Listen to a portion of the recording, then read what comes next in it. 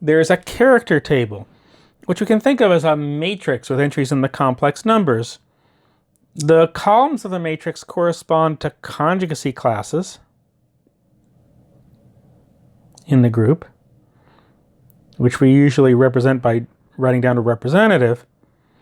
And then the rows correspond to the irreducible characters.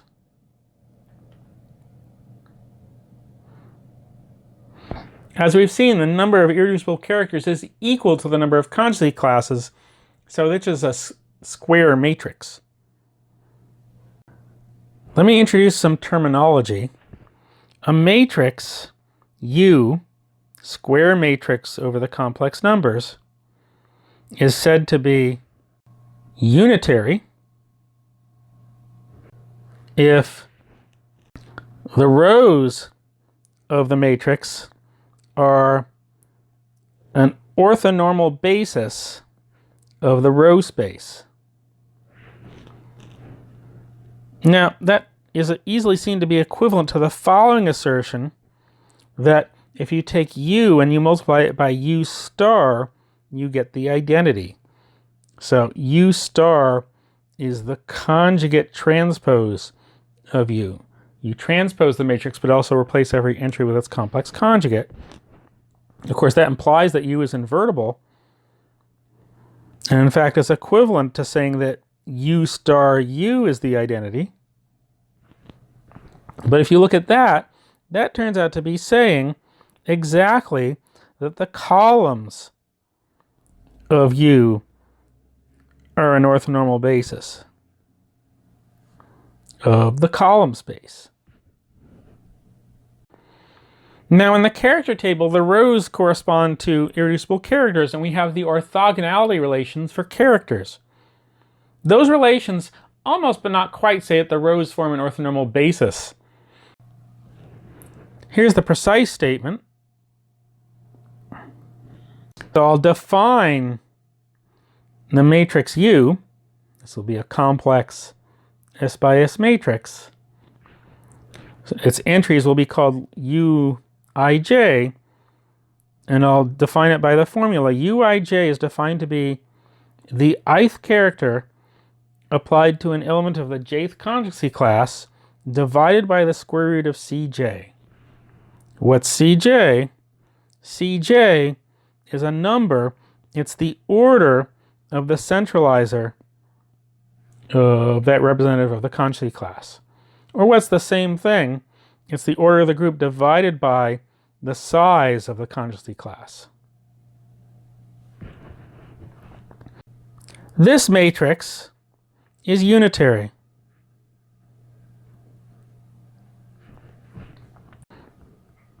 That's a direct consequence of the orthogonality relations.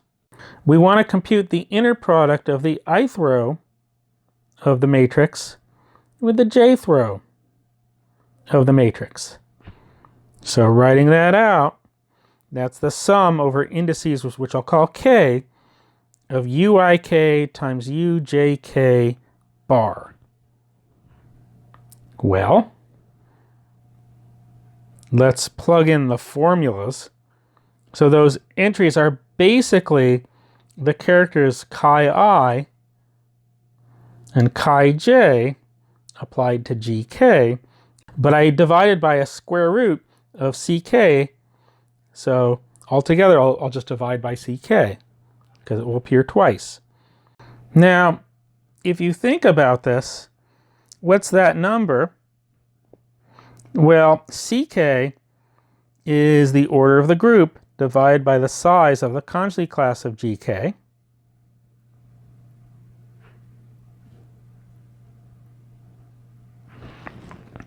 Well, let's instead imagine that we're going to sum something up over all the elements in the conjugacy class. Since the characters are class functions, we could plug in g instead of gk. So we can think of the size of the conjugacy class as counting the terms in this sum. But of course, this sum is really over all the elements of the group. And so in fact, what we're looking at is none other than the inner product of chi I with chi j, which by the orthogonality relations is 0 or 1. So that's the proof. U is a unitary matrix. Its rows are an orthonormal basis of the row space. This has a big consequence, which often goes by the name of the second orthogonality relations.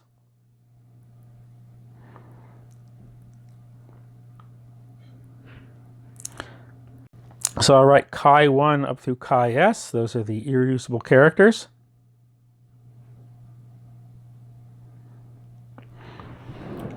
So the original orthogonality relations are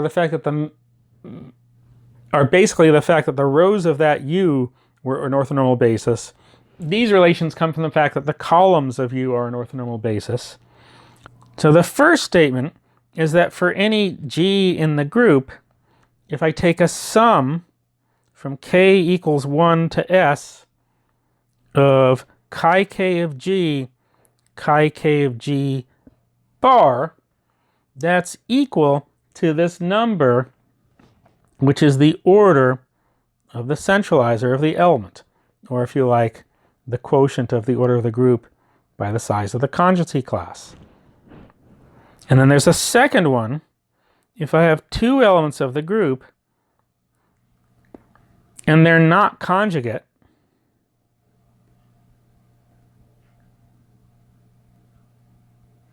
so they're in different conjugacy classes, then I can form the sum as k goes from 1 to s, chi k of G, chi k of H conjugate, and that works out to 0. These look kind of like the original orthogonality relations, but it's a different sum. I'm not summing over elements of the group and some characters. I'm summing over the collection of irreducible characters, but for fixed elements of the group. This second claim is saying that the columns of the character table are orthogonal to each other. Pairwise orthogonal. If I have two different columns, they're orthogonal. They don't quite have length 1 in this usual language, but the length squared is that number. And so the proof is just reading off what we've learned, namely that this matrix, whose entries are chi I of Gj divided by the square root of Cj, is unitary. And so the columns are an orthonormal basis of the column space. And that translates directly to these two formulas. Here's an example, the character table of S4. I'll leave it as an exercise to compute this table. So I've written it so that along the top I have the sizes of the conjugacy classes. Along the bottom I have the sizes of the centralizers. To make it easy to compute the inner products of a column with itself and see that you get the right number. It should be the number on the bottom. And of course, if you take the inner product of two different columns, you get 0. When you're computing a character table, it's often easier to make use of the second orthogonality relations than the original ones.